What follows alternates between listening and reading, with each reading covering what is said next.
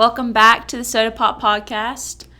This is episode 4, season 2. And today we have the Associate Professor of Sociology, Dr. Andrea Hunt, with us. Yes, Welcome. Thank you. So, like we said, you're the Associate Professor of Sociology. So, I kind of want to know, what got you interested in sociology? Is it something you've always been interested in?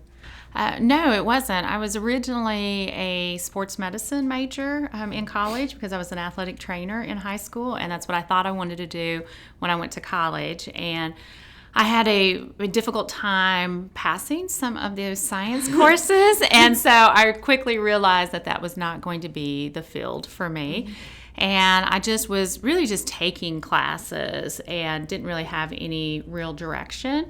And it wasn't until my junior year when I took a juvenile delinquency course that I just was really excited and motivated about the course material.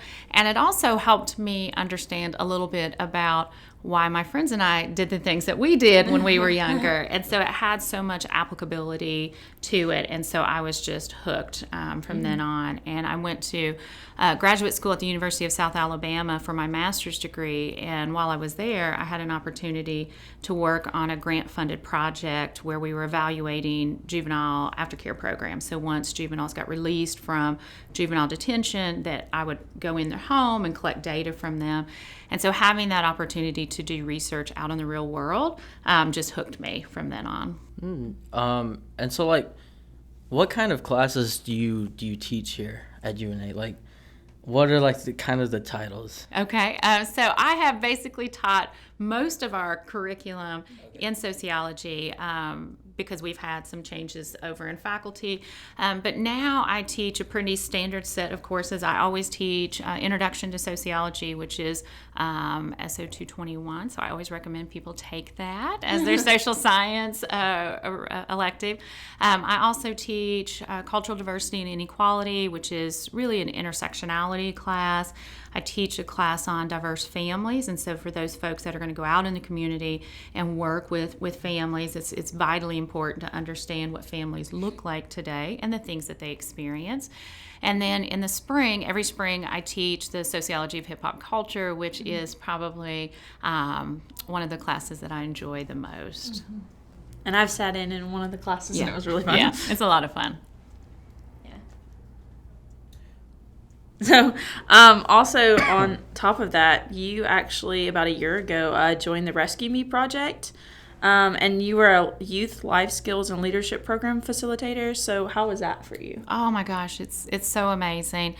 So the Rescue Me project was founded by Dwayne Malone, and we have a group of folks that are on that leadership team that do amazing work in the community. And so some of the areas that we focus on, we go into juvenile detention centers. So I was just out Wednesday in Tuscumbia working with some youth out there on dealing with frustration and how do we do that in a positive, healthy way. We do school assemblies. So yesterday was out at Sheffield High School on the stage doing a school assembly with some amazing folks from that team. We also have a mentoring program that is at their facility in Muscle Shoals, and so that meets on Tuesday and Thursday evenings.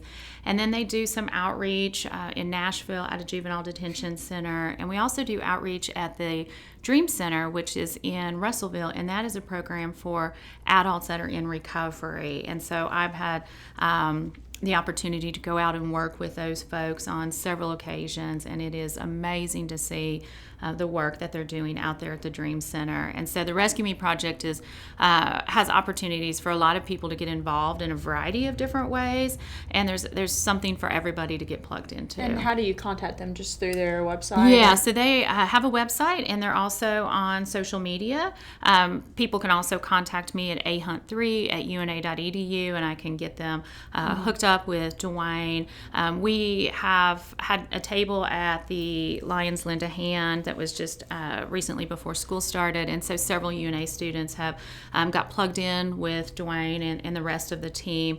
We also have a training on September 21st, September 21st, to let people know about the different areas that they can volunteer with. And, you know, Dwayne and the whole team is so understanding of all the other things that people have going on in their life.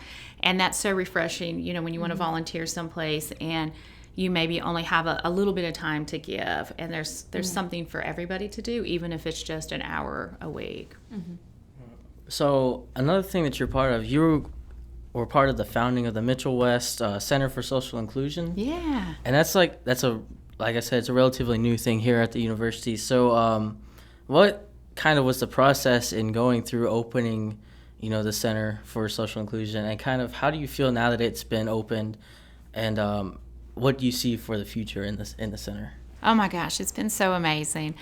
So our center is funded through donations. So Clark West and Elliot Mitchell donated money for the development of the center, and we've also had several other people that have donated. So we have not officially open, although we're open. We don't have any furniture in there right now. So don't come by yet. Wait till we do our grand opening. But we have launched all kinds of programming on campus, and we have a very strong social media presence thanks to my assistant, Allison Bergner.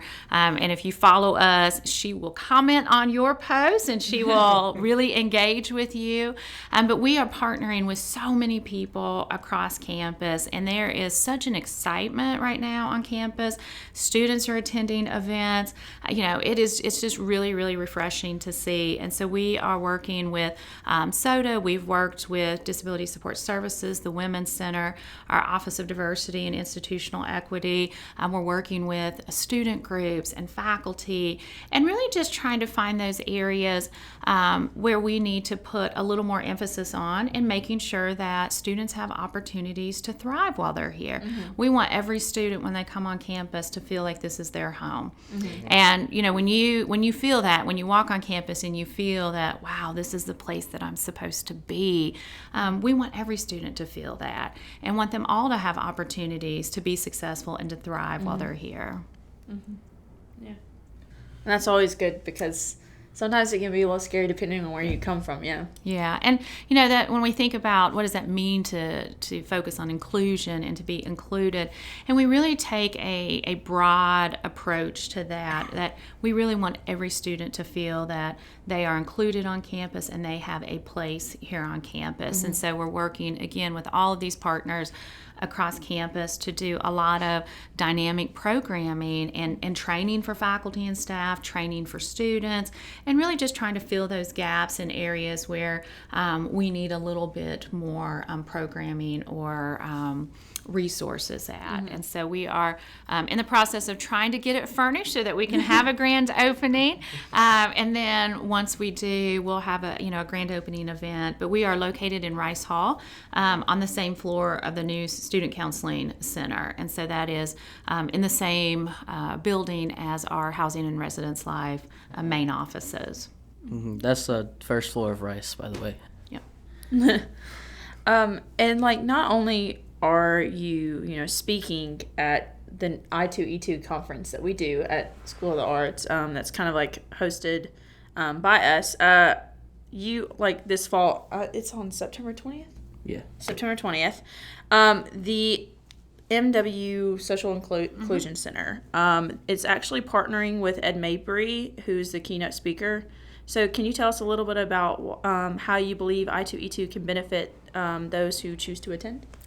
Yeah, so the whole day is really focused on access and equity in the arts. And so the arts have just always been a place for people to be able to express themselves and explore those areas of diversity and inclusion.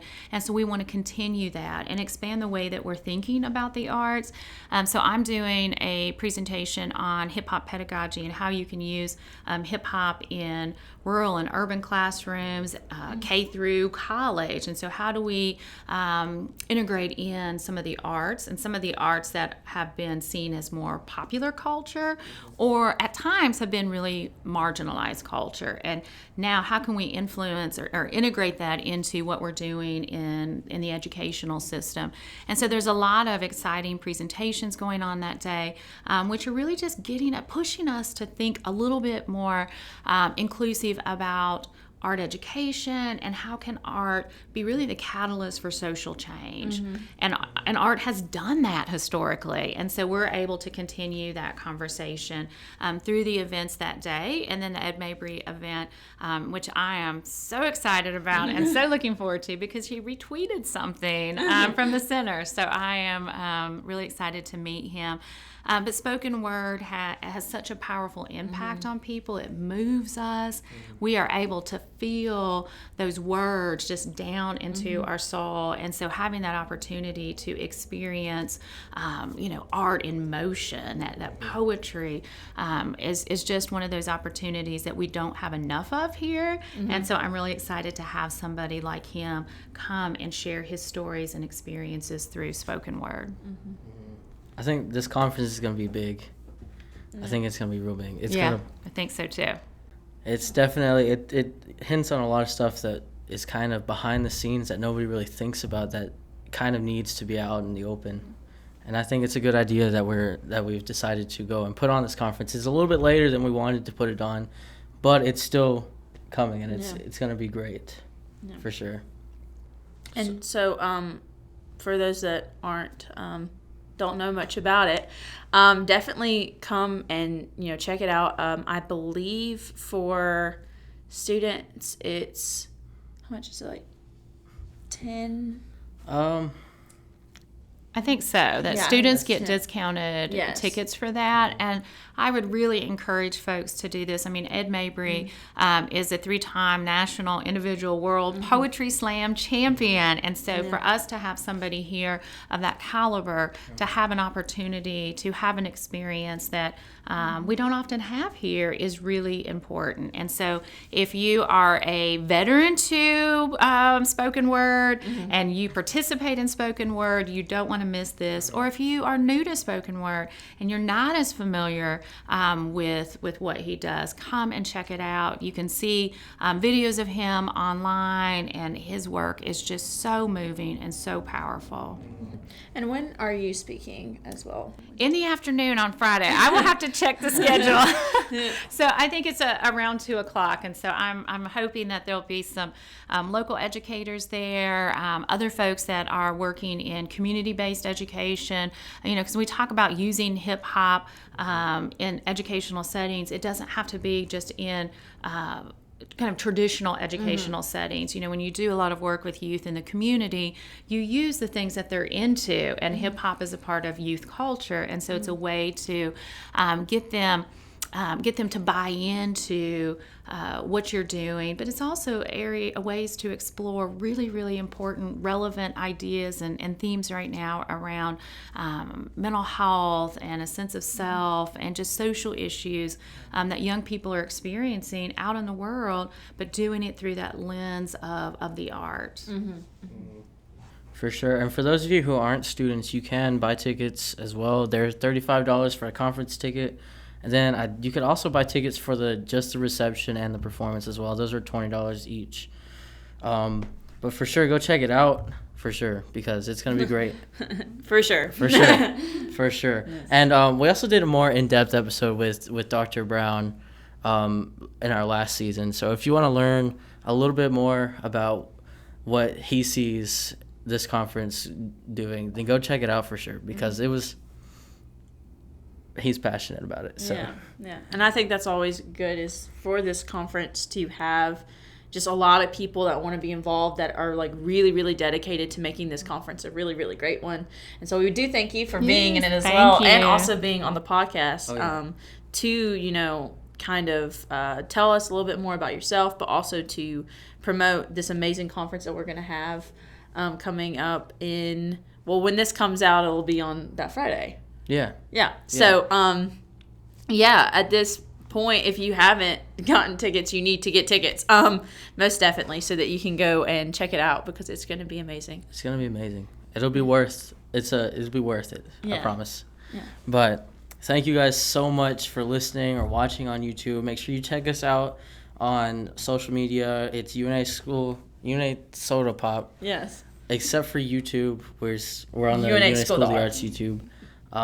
Check out the Mitchell West Center for Social Inclusion? Yes, we. MW. No, it's just at Social Inclusion, Okay. at UNA Social Inclusion. Now I can't remember. I don't have my phone here with me. But we are on Facebook, Instagram, and Twitter, and we post a lot of stuff. And it's not just stuff that we're doing, but it's events all over campus, and just really trying to tell that story of the university. We do have a new blog here at the university through our communications and marketing, and those blog posts are focusing on the work that people all across this campus are doing in the areas of diversity and inclusion.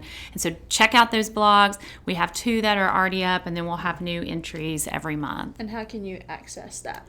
So if you just go onto the communications and marketing, it's on there. But if you also are following us on social media, we're posting constant reminders and updates about content and events. And so there's links for the blog on there as well. So yeah, go check out all of their social medias and the blogs as well. And make sure you guys all come to I2E2. Get your tickets and come. It's going to be great. Thank you again for listening. Yes. And don't forget to also, stay tuned to our Instagram so you can know about upcoming podcasts and listen to podcasts. If you've missed any, go back and listen to them. Go back and listen to them just because you want to. And really, really, really, really, really appreciate all of y'all's support. So thank you so much. And thank you, Dr. Thank Hunt. you so Thank much. you so much. Yeah, thank you. And we'll see you guys next week. This podcast has been brought to you by UNA School of the Arts, produced by Mark Gallegos and Lainey Green. Special thanks to Monica Collier and the SOTA staff.